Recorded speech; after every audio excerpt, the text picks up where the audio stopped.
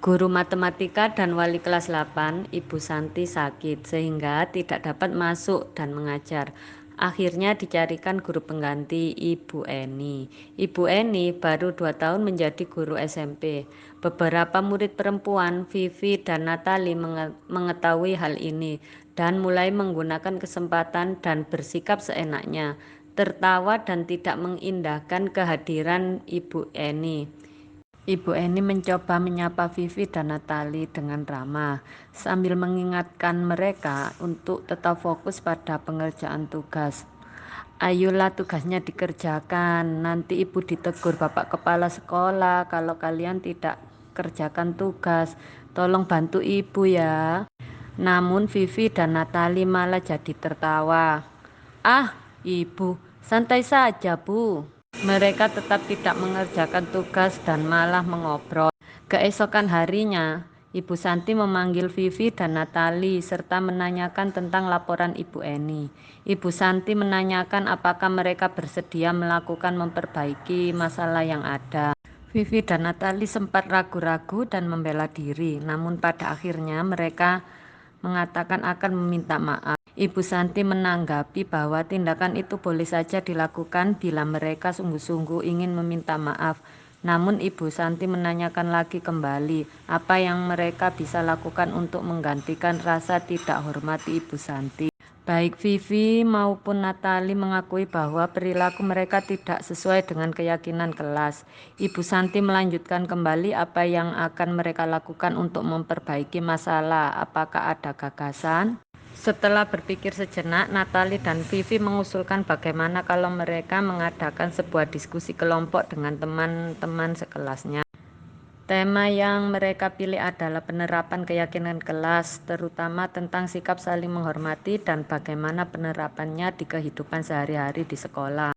Usulan kedua adalah mengirim email kepada Ibu Eni tentang gagasan mereka tersebut. Mereka pun memberitahu Ibu Eni bahwa mereka telah memberitahu Kepala Sekolah Pak Hasan. Bila lain waktu ada ketiadaan guru, maka mereka akan mengusulkan Ibu Eni sebagai guru pengganti.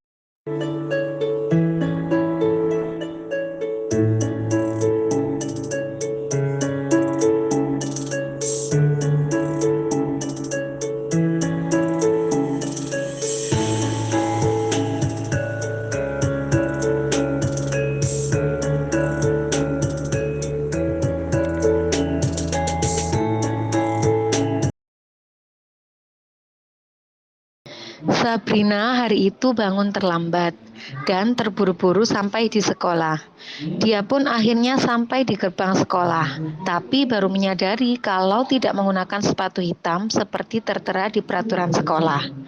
Di depan pintu kelas, Bapak Lukman memperhatikan sepatu Sabrina yang berwarna coklat. Sabrina berusaha menjelaskan bahwa dia terburu-buru dan salah mengenakan sepatu. Pak Lukman menanyakan Sabrina, apa peraturan sekolah tentang seragam warna sepatu? Sabrina menjawab sudah mengetahui sepatu harus berwarna hitam, namun terburu-buru dan salah mengenakan sepatu. Selain tidak mungkin kembali pulang karena rumahnya jauh sekali. Pak Lukman tetap bersikeras pada peraturan yang berlaku dan mengatakan, ya sudah, kamu sudah melanggar peraturan sekolah. Kamu salah. Sudah terlambat, salah pula warna sepatunya. Segera buka sepatumu kalau tidak bisa mengenakan warna sepatu yang sesuai peraturan. Sabrina meminta maaf dan memohon kembali kepada Pak Lukman agar tetap dapat mengenakan sepatunya dan berjanji tidak akan mengulang kesalahannya. Namun Pak Lukman tidak mau tahu. Tidak, kamu telah melanggar peraturan sekolah. Kalau tidak sanggup ambil sepatu di rumah atau diantarkan sepatu ke sekolah, ya sudah, kamu tidak bersepatu saja seharian di sekolah. Sekarang copot sepatumu dan silakan belajar tanpa sepatu seharian. Sabrina pun dengan berat hati mencopot sepatunya dan memberikannya kepada Pak Lukman. Seharian dia tidak berani berkeliling sekolah karena malu dan lebih banyak berdiam diri di kelas tanpa alas sepatu.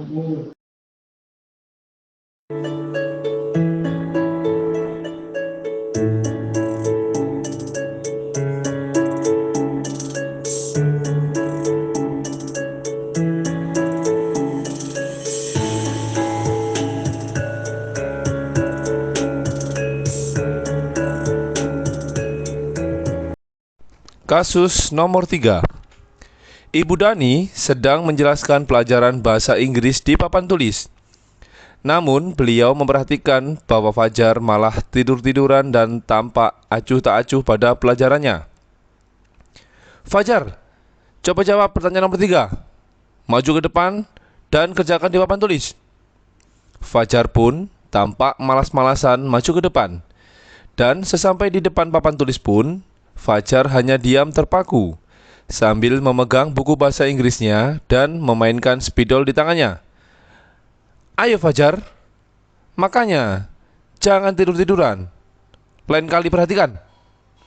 Sudah sana, duduk kembali. Kira-kira siapa yang bisa? Fajar pun kembali duduk di bangkunya. Hal seperti itu sudah sering kali terjadi pada Fajar, seperti tidak memperhatikan, acuh tak acuh, dan nilai-nilainya pun tidak terlalu baik untuk pelajaran bahasa Inggris. Pada saat ditegur oleh Bu Dani, Fajar hanya menjawab, "Tidak tahu, Bu." Ibu Dani pun menjawab dengan diri, "Gimana kamu Fajar? Kamu tidak kasihan sama ibu ya? Ibu sudah capek-capek mengajarkanmu. Tidak kasihankah sama ibu?" Dan Fajar pun diam membisu.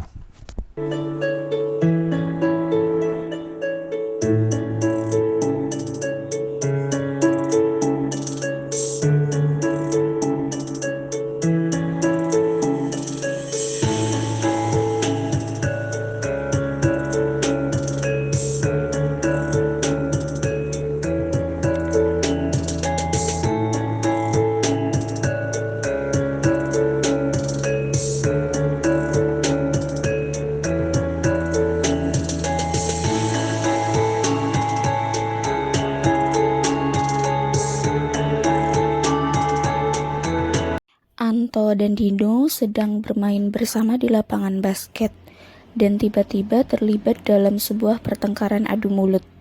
Dino pun menjadi emosi dan mengadakan kontak fisik menarik kemeja Anto dengan kasar sampai 3 kancingnya terlepas. Pada saat itu guru piket langsung melerai mereka. Ibu Suti sebagai kepala sekolah berupaya menenangkan keduanya, terutama Dino. "Dino, sepertinya kamu saat ini sedang marah sekali." Mendengar itu, Dino pun mengalir bercerita tentang kekesalan hatinya.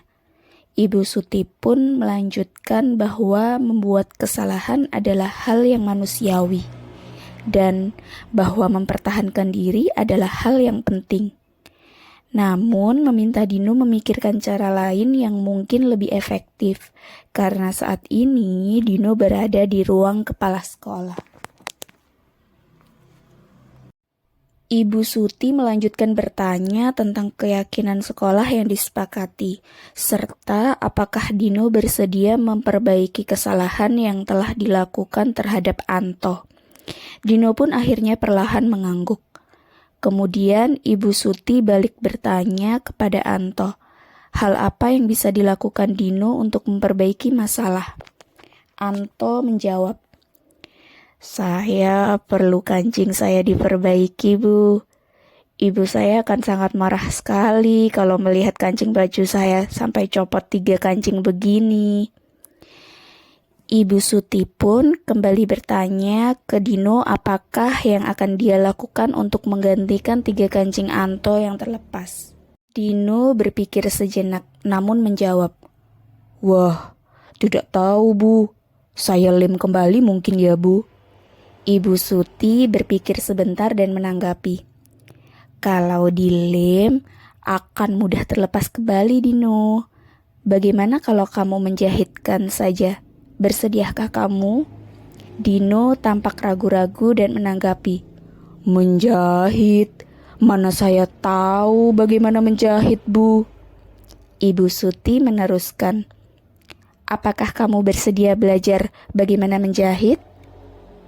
Dino berpikir sejenak, memandang ke meja Anto dan menanggapi, yang mengajari saya siapa, Bu? Dengan cepat Ibu Suti menjawab, Pak Irfan, guru tata busana. Dino kembali diam sejenak, memandang ke meja Anto yang tanpa kancing. Akhirnya Dino mengangguk tanda menyetujui dan sepanjang siang itu Dino belajar menjahit dan memperbaiki kemeja Anto. Terakhir kali terlihat kedua anak laki-laki tersebut, Dino dan Anto, pada jam pulang sekolah mereka sudah bercengkerama dan bersenda gurau kembali.